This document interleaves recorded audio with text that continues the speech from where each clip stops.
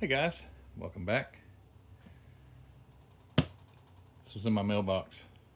Well, obviously it wasn't in my mailbox, you know what I mean. I got this in the mail.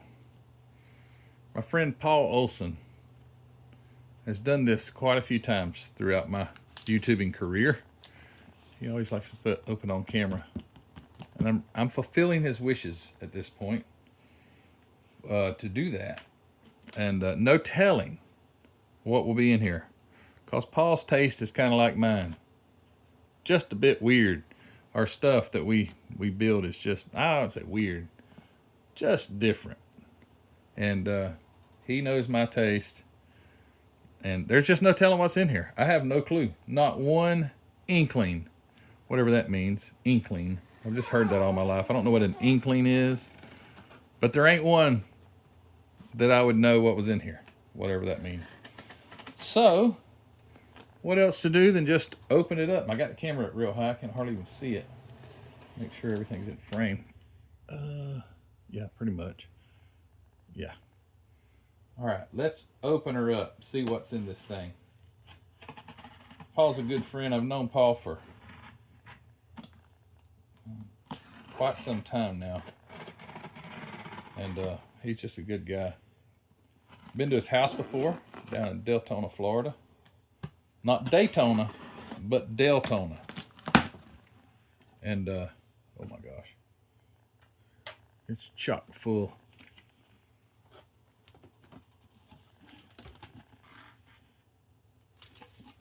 Look at here. Oh, I've never seen that before. I've seen this one before, though. Dang. That's a nice one right there. These kits go for some pretty good money.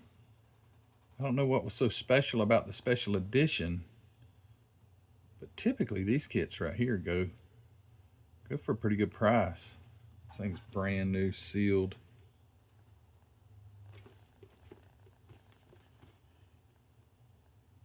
What's the difference in the two? I mean, one's got a hubcap, one don't. Is that a different set of wheels? Different steering wheel? Looks like a different seat. It's got a different trans oil pan. I don't know exactly what the difference is. I mean, you can't build two. But there's some differences. Both of, okay, carburetors on the nail head and injection on this one. And that's nice. Thank you, Paul. That is really cool. Here you go. There's you an Ollie's. My son started the only one of these that I had. I think I picked it up at Ollie's also for $12.99. He started it and didn't finish it. I got it in a box. If he ever wants to come back and work on it again. I mean, he comes over here all the time, but not to work on models. We just sit and talk mostly. It's got the V10. I knew a guy who had one of these, and I think that the single cab was a 6-speed manual. His was. He had a red one. But I think the extended cab or the 4-door might have had an automatic transmission, but they had the V10, which isn't. I was talking to somebody. Who was that the other day? I was talking to about it. Oh, it was Mike, Scale Model Outlaw, because we were talking about his V10 and his Excursion. And I thought, is that just like a 4.6 or 5.4 with 2 more cylinders? Because I think they look pretty much the same, except it's longer. And he said he thinks that like this was like a 360 that they add, 2 more cylinders to make it a 10-cylinder. Obviously, it's got like fuel injection cross ram looking fuel injection intake on it, but is it? I don't know. Is it like it's an 8-liter V10? I'm not saying the cylinder size and bore and stroke would be the same, but is it like a regular 360 with the 2 more cylinders? Don't know. But anyway, got another one of these to replace the one that Joseph started. And look at this. I've never seen that one. Skyline, or is that Skyline? I thought it was Skyline. It looks like Styline, like Styline kit. 61 Galaxie. You know what? Now that I say that, no, that's a 60. I was about to say I got some kits that when my dad had them all wrapped up when he passed away. I got them. Well, he was gonna give them to me anyway, but I'm looking at the AMT 60 Starliner. No, that's not the same. The front end looks different and everything. So a 1961 Galaxie. Never seen this one. This is a curbside. So what's the Galaxie? There's another Galaxie that's this, I built 2 of them. I built them for MCW Paints. Built 2 of those Galaxie 64, I think is what that one was, and I built 2 of the Nova station wagons for him. But yeah, I've never seen this. It includes a wall mount display. Obviously, this would have been something that would have probably come in the kit way back because it's got the cat on there, and it's a throwback type model kit. But yeah, it's a curbside. I had to open that up and check out the body. So I'm always curious of how the bodies look from an old, especially an old AMT kit, because they're very flashy, if you know what I mean, or just wore slap out. Oh man, check this. Look at here. I didn't have that one. Fiat Abarth 695. I bet that's 695 cc's. Is that what that is? Tamiya. I don't know if that's the engine size. 124 scale. This I've seen Jason Hanscom. He built one of these, or is building it, or finished it. I don't remember if he finished it or not. I would imagine he did. They're just so little. Look at that little guy. And that's 124 scale. They were tiny little things. Engine in the back. I think 2-stroke. Well, I say it's a 2-stroke. I bet it is. I don't know if it is or not. It shows a top view right there. But I'm not sure if they were 2 strokes or not. I guess, let's see. High performance.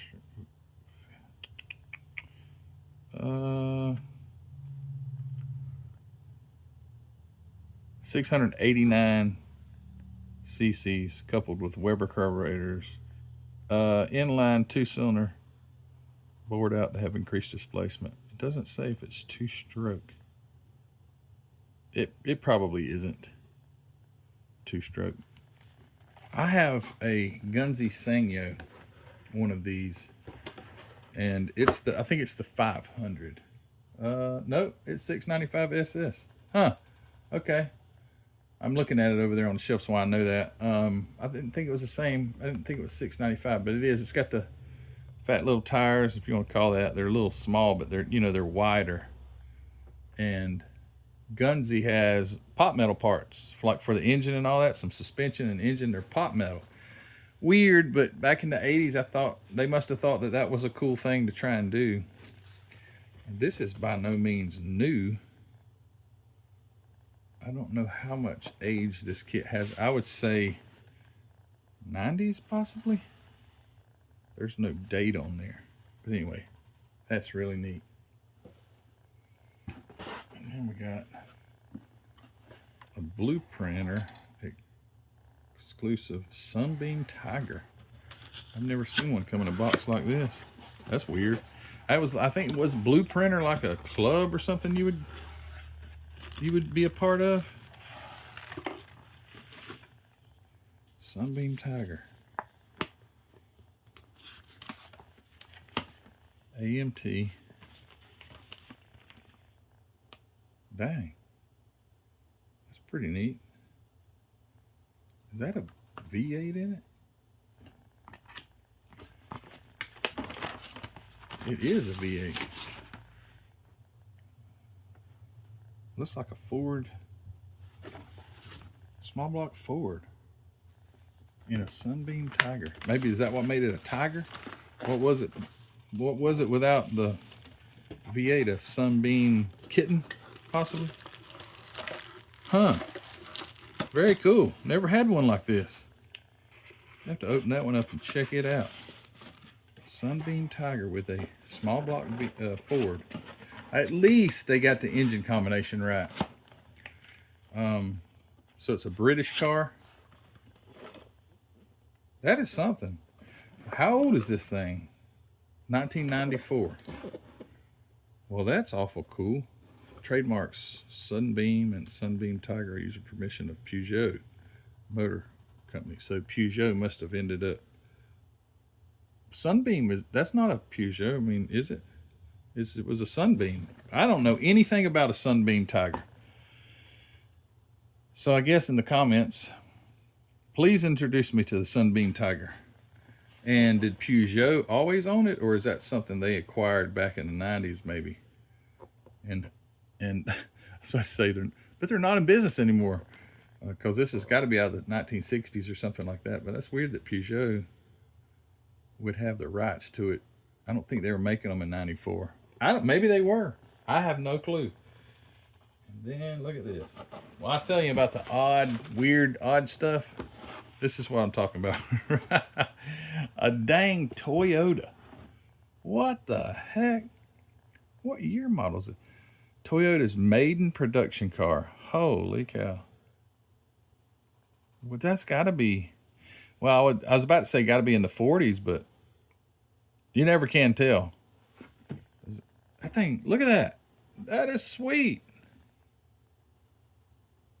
I wish I knew what year model the car was. I'd have to open it up and do... Dang, released in 1936. I was wrong. Reason I was saying 40s, but maybe I was wrong, is because I have seen some car manufacturers make cars that were in the 1950s that look like they should have been in the 30s. Released in 1936, the model AA or AA was maiden production car for the firm now known as Toyota Motor Corporation. Characterized by smooth curves and a front 3.4 inline 6. Technological advances such as synchronized mesh clutch, 3-speed transmission, and hydraulic brakes made the model AA a dream to drive. 1,404 were manufactured until 1942. Not very many. 1,404. It looks like it would have been kind of expensive. I mean, the actual car. I've never seen this in my life. This is a neat one for sure. I'm shocked. Not shocked because it's coming from Paul, but you know what I mean. Get something you've just never. Well, there's two. Well, there's three. The 61 Galaxie, the Blueprinter Sunbeam Tiger, and now the Toyota Model AA. Huh. Well, that's something. And that's it, except for some bubble wrap. I need to make sure there ain't nothing else floating around there. Nope, bubble wrap's it. Well, thank you, Paul. That is a pleasant surprise, especially that one. And I guess in this one, because I didn't even know. I'm forever learning in this hobby, and that doesn't take much, but forever learning. I have learned so much. Sometimes the lessons are a little harder to take, because when you say you don't know who Ed Roth is, you learn who he is, and people have fun learning you, but that's okay. I appreciate all of it. Anyway, too cool. So thank you, Paul. Thanks to everybody that's contributed to my channel. I look at these shelves and I say, or think, I don't know. I typically don't talk to myself, but I think to myself, which honestly is the same thing. I mean, I guess if you just said it, it's the same as thinking it, because I mean, ain't nobody going to reply to you if you're talking to yourself except yourself, or the same thing if you think it, nobody's going to reply. So I guess you could just talk to yourself as long as no one else is around and can hear you talking to yourself. Oh, the dog's outside. She's throwing the ball. But as long as nobody can hear you talking to yourself, you're good, because they can never hear you thinking to yourself, and we still do it. So anyway, weird topic, Matthew. There's a lot of weird stuff that goes through my head. I ain't gonna lie. There's some odd stuff that I think about. One quick thing just brought back a memory when I was reading it. It said that this had a synchronized 3-speed transmission. Pre-19, let's see. What year was it? Volkswagen. 60. Might be 1960. Could be 61 or 2. But I think 1960 is the last year Volkswagen had a non-synchronized first gear. I had a 1958 VW Beetle. Never got to drive it, really. I mean, sort of, but not like put completely back together. But it had a non-synchronized first gear. You had to come to a complete stop before you could put it back into first. The gears seemed to have a lot. The shifter had a lot more distance, and I had Volkswagens, you know, in the late 60s and 70s, and you know the gears seemed to be pretty the same forward, and then you know push down, go to reverse. But on the old non-synchronized transmissions, first we go way up front, seems like, and then the rest of them were pretty normal, and same push down for reverse. I think it was over this way. It's been forever since I drove a Volkswagen, but yeah, when I read that synchronized, that's pretty cool because in 1936, this had a synchronized transmission. That's pretty innovative. A lot of your old cars would not synchronize, especially going back to like low gear. But anyway, there's your history lesson on Volkswagens, and I probably got it wrong, but pretty sure 1960 or 61 was the last year of the non-synchronized first gear. Okay, well, I'm done. Thanks guys for watching. I appreciate you. mcvproducts.net. Go check us out. Still working on the new website. It'll be up in a week or two, hopefully. You won't have to go there. It'll just be there when you click. Unfortunately, if you've created an account with the old website, you will have to go and make a new account with the new one. I don't think there's any way to like take that stuff over, because it like has your passwords. I don't have your passwords, so I can't like move everything over. So if you did have an account, you go to the new website, you're going to have to create a new account if you want to have an account. But anyway, that would be the only labor pain, besides me putting almost 500 things in manually. Your only labor pain will be you'll have to start a new account if you want to keep up with your orders and things like that. But anyway, all right guys, thanks for watching. I appreciate you. Thanks Paul and everybody else. Hey, give it a thumbs up if you hadn't. I never say that, and typically if my videos have about a quarter, not even a quarter of the views get thumbs ups. I know that helps. At least they say it does. So if you hadn't already, give it a thumbs up. I appreciate that, guys. Take care, and we'll see you soon.